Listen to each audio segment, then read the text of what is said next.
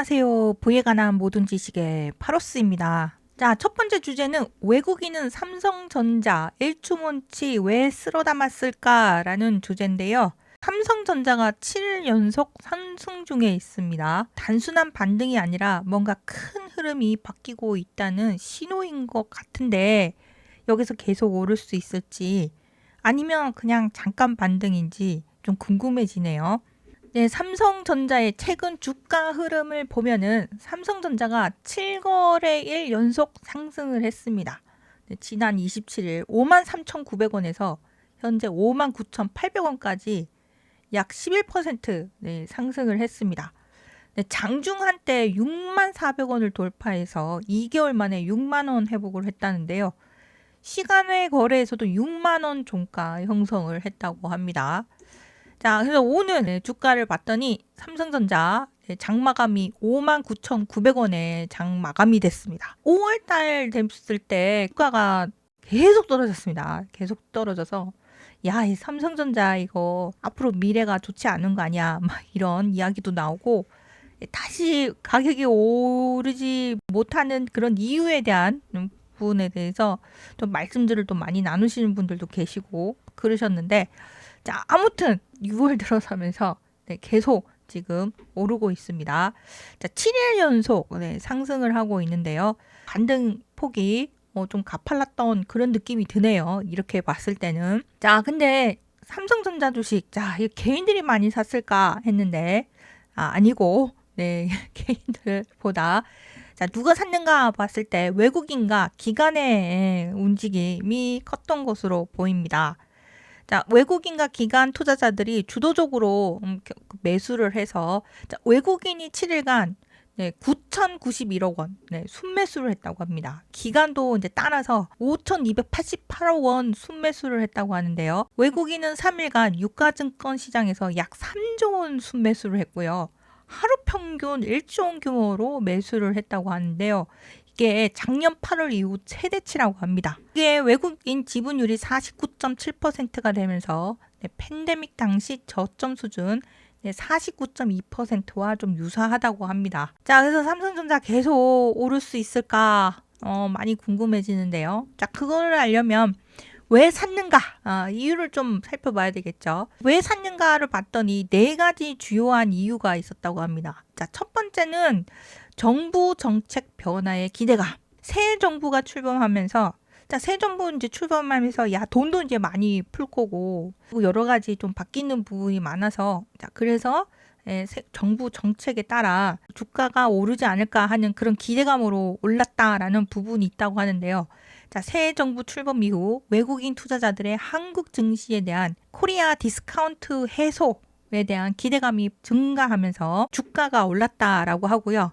무엇보다도 삼성전자 주가가 좀 많이 올랐습니다. 그래서 삼성전자가 왜 올랐나 했더니 이재명 대통령이 후보 시절부터 반도체 산업 육성 1호 공약으로 보조금, 세제 혜택을 포함한 반도체 특별법 제정을 하겠다라고 해서 반도체 분야 앞으로 좋아질 수도 있다라고 해서 특히나 삼성전자의 주가가 또 반영이 돼서 그래서 오른 게 아닌가라고 보고 있다고 합니다.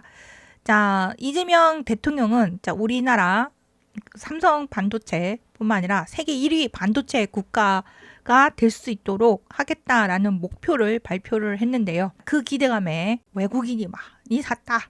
이렇게 얘기를 하고 있습니다. 네, 코스피 불을 뿜었다 이렇게 얘기를 하고 있는데요. 반도체 특별법은 또 뭔가 하고 좀 살펴봤습니다. 반도체 특별법이란 이재명 대통령 그러니까 더불어민주당이 제안한 이른바 반도체 특별법의 핵심은 국가 차원의 전방위적 반도체 산업을 육성하겠다는 것인데요. 이게 대선 후보 시절 이 공약이 1호였다고 합니다. 1호로 약속을 제시했고 그리고 당선 후에도 빠른 법안 통과를 할 수 있도록 추진을 하고 있다고 하네요. 자, 그래서 그 내용을 조금 더 자세히 살펴봤더니 이제 주요 내용이 공약을 기준으로 해서 살펴봤을 때 국내에서 생산 판매되는 반도체에 대해서 최대 10% 세액 공제를 제공을 해주고요. 이를 통해서 한국판 IRA 효과가 예고되고 삼성, SK 등 기업의 약 9조 원 규모 혜택을 볼 수 있는 게 아닌가. 그런 기대감이 들게 되고요. 자, 그 다음에 그 공약 내용을 또 좀 봤을 때 반도체 클러스터를 신속하게 조성하겠다라고 하고 있습니다. 자, 이렇게 보면은 사진을 보면 네, 이재명 지금 대통령이 후보 시절 1호 공약이 한국판 엔비디아를 육성하겠다. 네, 이게 이제 공약이었습니다. 자, 그래서 삼성 반도체도 지금 이재명 대통령이 이제 대통령이 됐으니까 그 후보 시절 공약했던 1호 공약 반도체 그 부분에 대해서 좀 속도를 내서 좀 가지 않겠는가 하는 기대감으로 반도체 관련 주가가 지금 오르고 있다 이렇게 보고 있는데요. 자, 반도체 클러스터를 신속하게 조성하는데 특히 용인 등지의 반도체 클러스터 구성을 계획을 하고 있고, 자, 그 다음에 여기 아리백, 또 아리백이 나왔어요. 그 어떤 분이 아리백을 자세히 몰라가지고 웃음거리가 된 적이 있었죠. 누구라고 말씀을 드릴 수는 없겠지만, 자, 아리백 인프라 및 스마트 그린팩 구축을 하겠다라고 했는데요. 그러면은 아리백이 도대체 뭔가 우리도 다시 한번 짚어보고 가도록 하겠습니다. 자, 아리백 인프라란 이게 100% 재생에너지로 전력을 공급받을 수 있는 인프라를 말합니다. 아리에서 이게 아리백 그러는데 이게 리뉴어블 에너지라고 합니다. 리뉴어블, 다시 사용할 수 있는 에너지, 재생에너지로 전력을 공급받을 수 있는 인프라를 만들겠다는 거고요.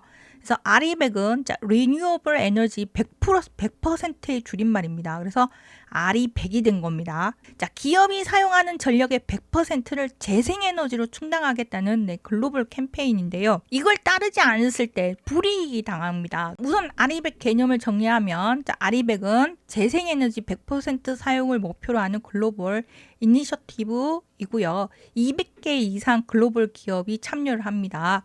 자, 주요 에너지원은 뭐가 됐냐 하면 태양광, 풍력, 수력, 바이오매스 등으로 이제 해야 되는데, 자, 태양광, 풍력 이런 부분을 무시할 수 없겠다 이런 생각이 들었는데요. 그 참여하는 기업들, 애플, 구글, 마이크로소프트, 삼성전자, SK하이닉스, 네노라는 3개의 기업들이 지금 참여를 하고 있습니다.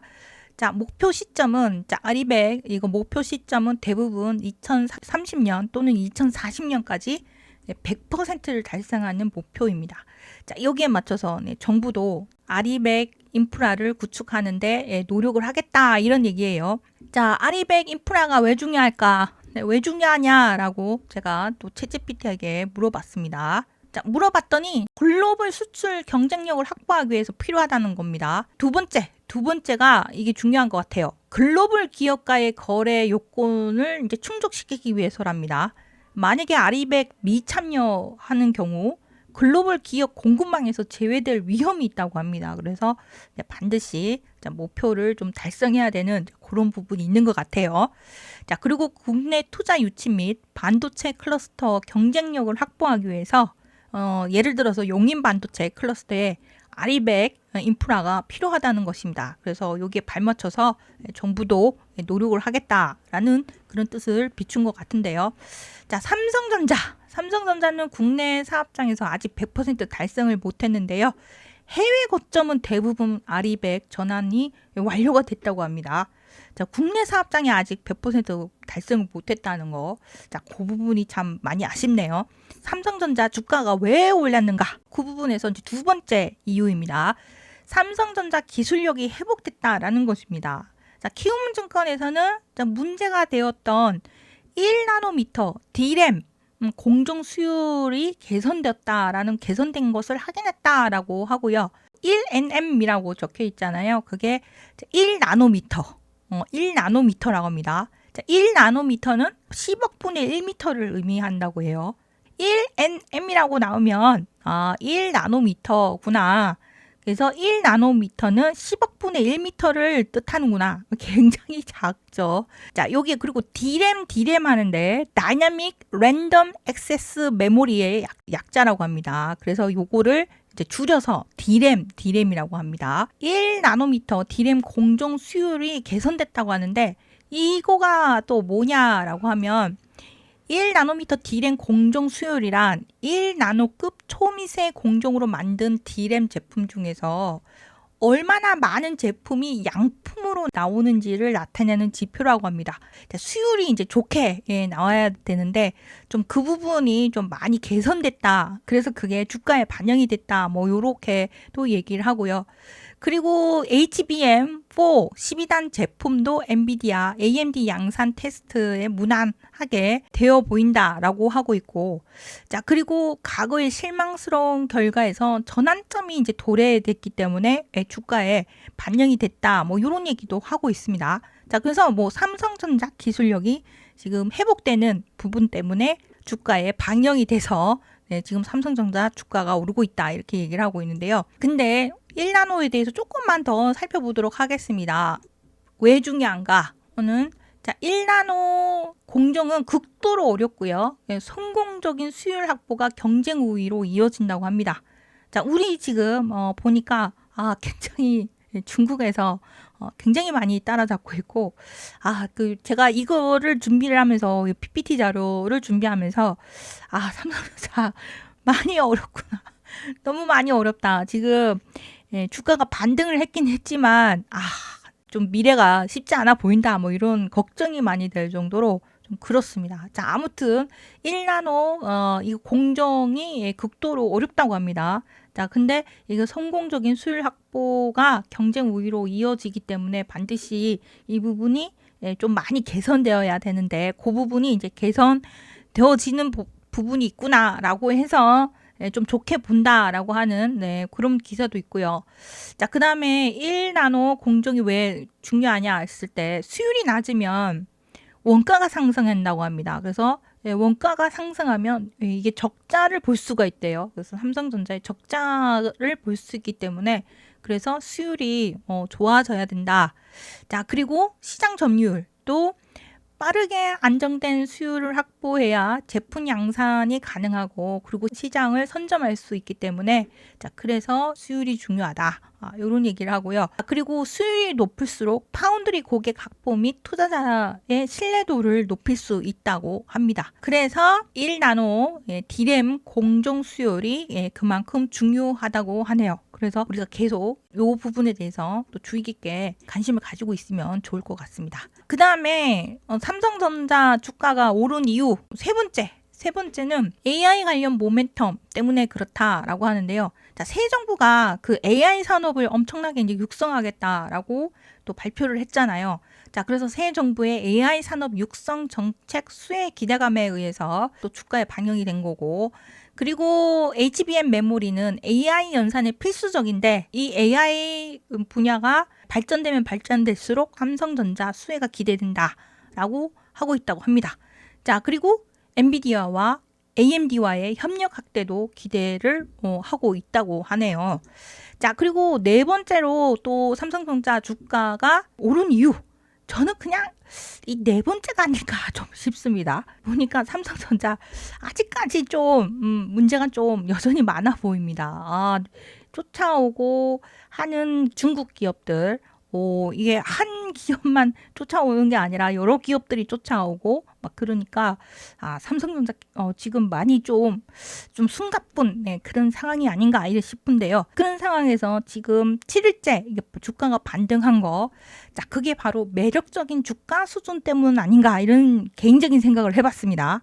자, 왜냐하면 4월달, 5월달에 엄청나게 하락했잖아요. 삼성전자 되게 많이 떨어졌었습니다. 자, 그래서 4월, 5월 주가 하락으로 가격 메리트가 있었기 때문에 그래서 외국인 입장에서는 환율 효과도 있었고 그리고 저가로 매수할 기회로 봤기 때문에 그래서 삼성전자 주식을 좀 많이 매수한 부분이 있지 않나. 자, 그래서 삼성전자 주가가 올랐을 수도 있다.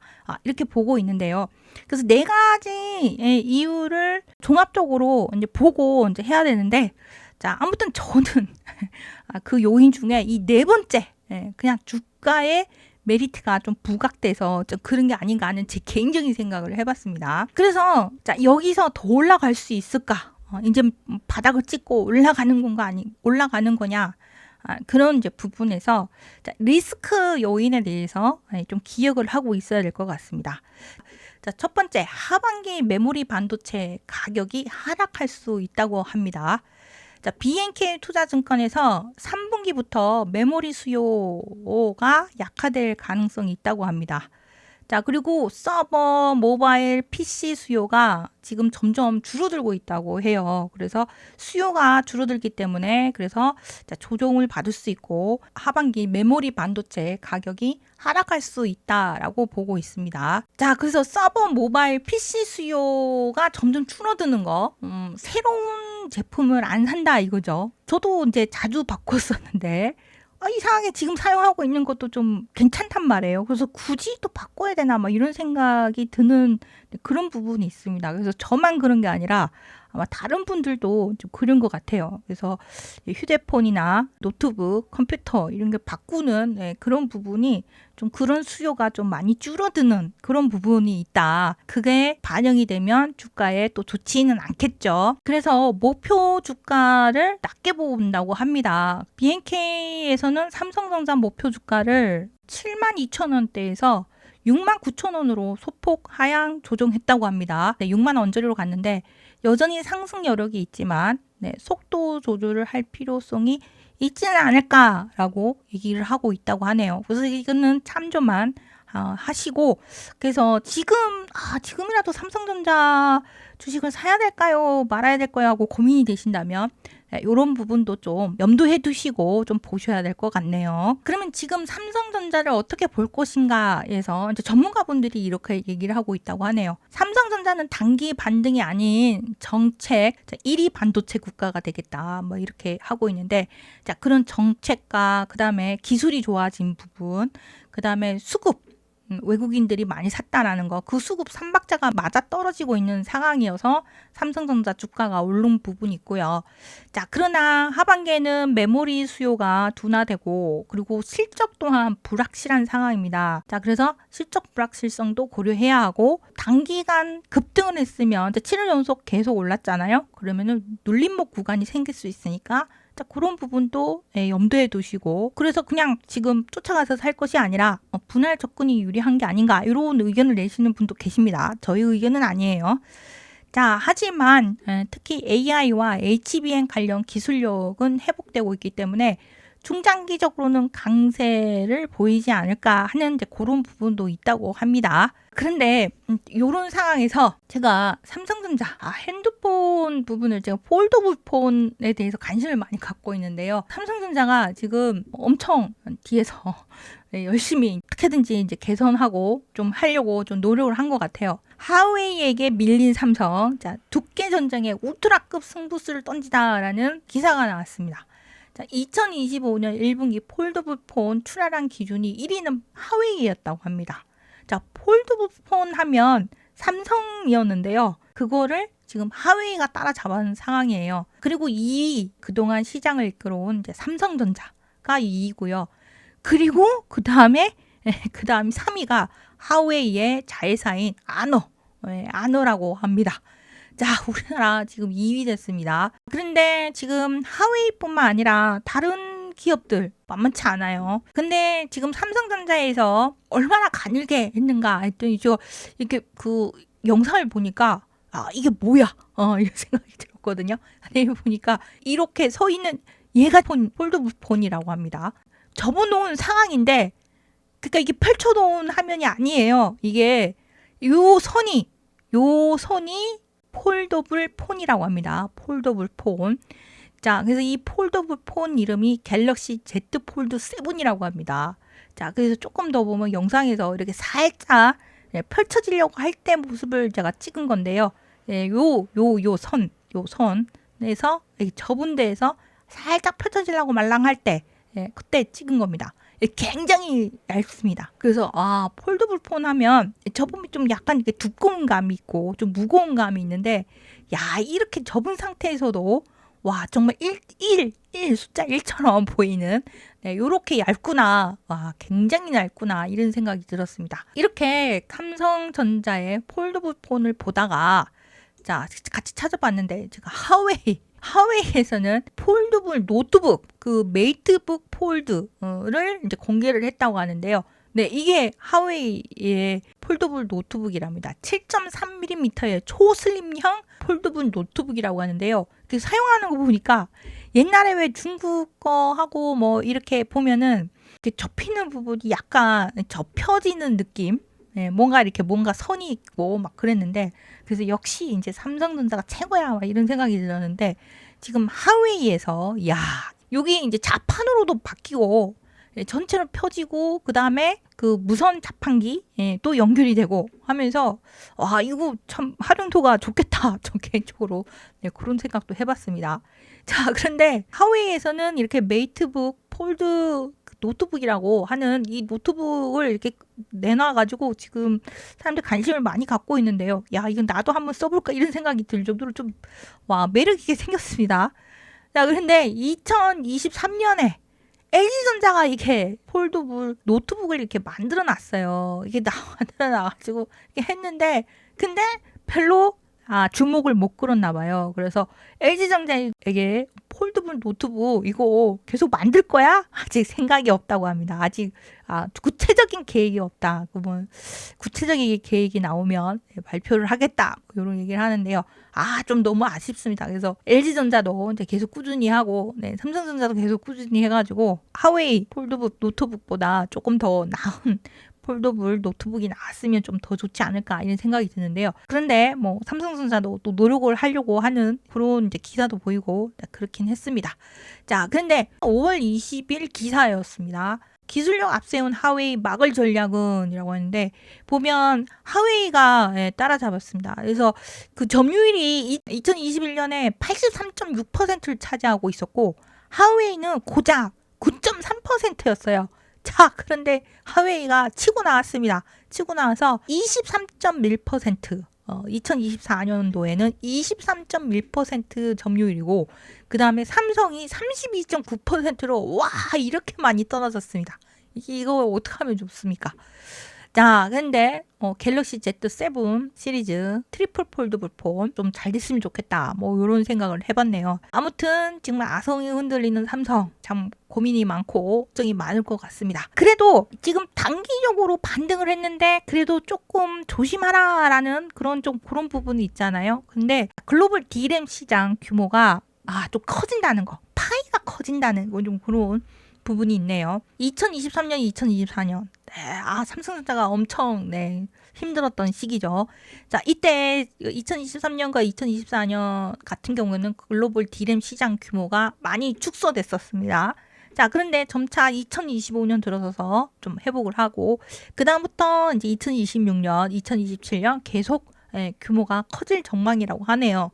자, 그래서 요 구간은 조금 더 좀 좋게 볼 수 있지 않을까, 뭐 이런 생각이 들었습니다. 우리나라는 반도체 수출이 굉장히 많이 경제에 미치는 영향이 되게 큽니다. 그 수출하는 부분, 그런 부분도 우리나라 경제에 끼치는 영향이 크기 때문에, 딴 주식 투자를 하지 않는데요, 왜 삼성전자 얘기를 하시나요? 라고 얘기를 하실 수도 있겠지만, 자, 이렇게 같이 한번 주가가 오르거나 내리거나 하는 상황에 맞춰서 왜 그런가, 왜 오르나, 왜 떨어지나, 시장의 흐름을 좀 읽어나가는 그런 부분이 좀 있어야 되지 않겠나 해서 삼성전자 주가에 대해서 같이 한번 살펴봤습니다.